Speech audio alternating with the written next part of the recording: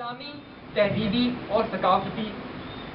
اور اخلاقی و روحانی تشخص دوبارہ سے بحال نہیں کر سکتی، اور جو تشخص حاصل شدہ ہے اس کو برقرار بھی نہیں رکھ سکتی اگر سیاسی غلبہ عطا نہ ہو۔ حاضرین محترم، یہی وجہ ہے کہ جب بر صغیر پاک و ہند میں مسلمان اپنا سیاسی وقار کھو بیٹھے تھے، برطانیہ کے راج کے بعد 1857 میں جب پھر مسلمانوں نے اپنے سیاسی غلبے کو حاصل کرنا چاہا اور پھر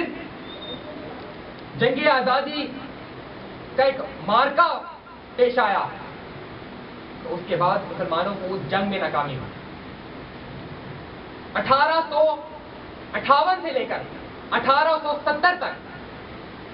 برطانیہ نے مسلمانوں کے اوپر وہ ظلم ڈھائے، وہ تشدد کیا، اور جہاں تک ممکن ہو سکا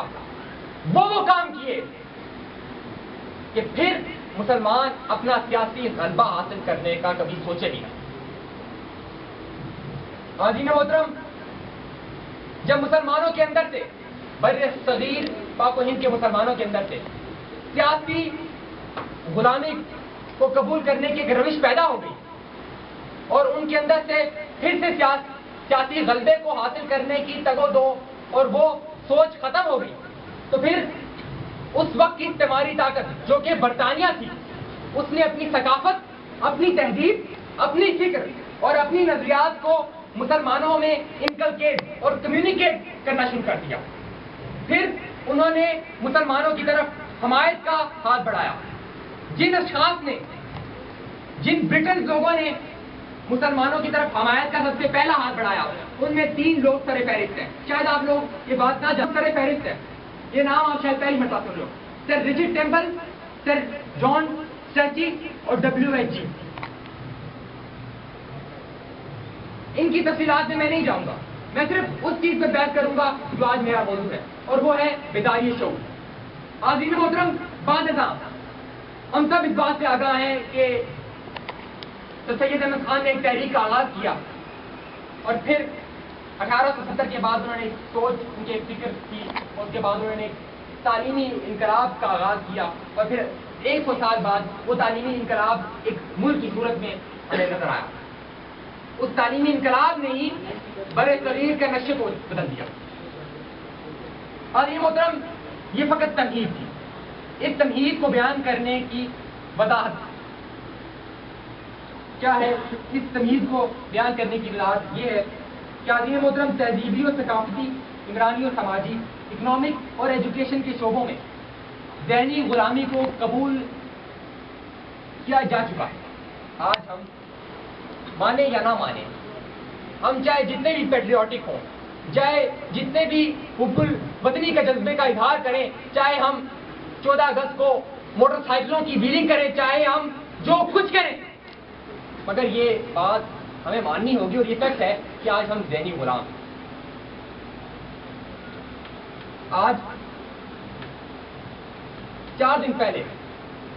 پورے ملک میں جوش و خروش سے 14 اگست منائی گئی۔ یہاں تک 14 اگست منائی گئی کہ کچھ لوگوں نے تو روزے بھی چھوڑ دیے، کچھ لوگوں نے 14 اگست میں جشن کے طور پہ روزے بھی چھوڑ دیے۔ حاضرین محترم، پھر اس قوم کا کیا حال ہے؟ پھر یہ قوم کیسے انقلاب کی بات کرے؟ آج حالت یہ ہے کہ آج اسلام کی تہذیب، ثقافت، اسلام کی اعلیٰ قدریں، جن قدروں کو زندہ کرنے کے لیے، جن قدروں کو پھر سے نوجوان نسلوں کے اندر بیدار کرنے کے لیے پاکستان کو بنایا تھا، آج وہ پاکستان دکھائی نہیں دیتا۔ مگر ہماری ہت بیدار نہیں ہو رہی۔ ہم لوگ یہ سوچنے پر ہی، کبھی ہم نے یہ سوچنے کا موقع ہی نہیں تلاش کیا کہ ہم سوچیں کہ ہم کس طرف جا رہے ہیں، ہمارا کل کیسے سیکیور ہو سکتا ہے، کبھی ہم نے یہ سوچنے کی کوشش نہیں کی۔ یہی وجہ ہے کہ 1947 میں پاکستان کو بنا کر مسلمانوں نے ایک مرتبہ پھر، جب انہوں نے سیاسی غلامی سے نکل کر پھر سوچا، میں اپنے آباء و اجداد کی بات کر رہا ہوں، جو ہمارے آپ کے آباء و اجداد ہیں، انہوں نے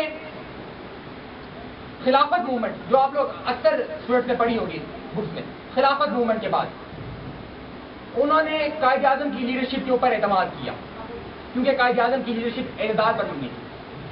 ان کے اندر ایک شعور بیدار ہوا، اور خطبہ الہ آباد کے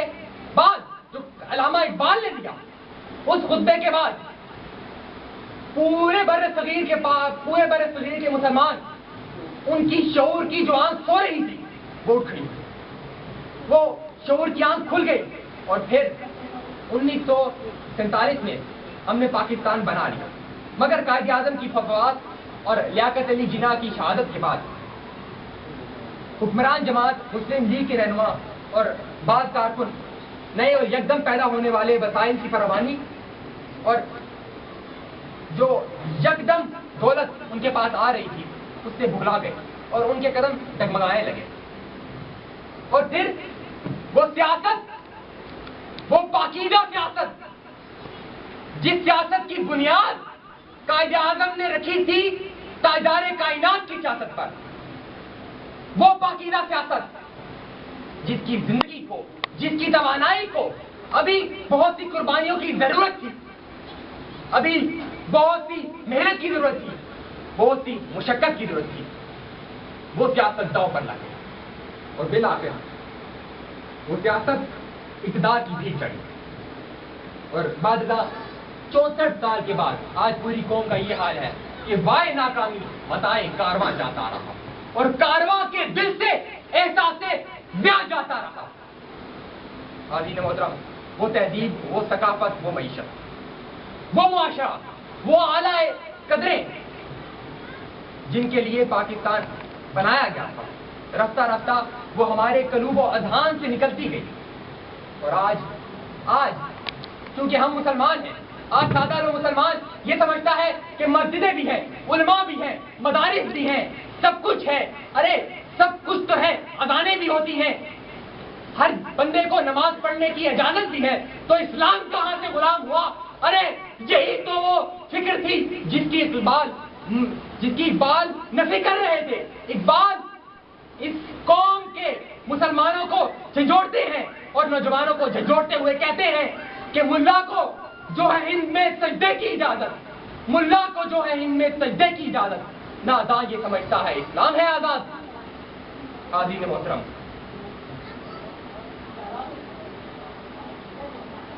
آج ہم پھر سے ایک استعماری طاقت کی غلامی میں آ چکے ہیں، آج پھر ہم ایک استعماری طاقت کی غلامی میں آ چکی ہیں، مگر فرق ایک ہے، فرق استعماری طاقت کا نہیں، فرق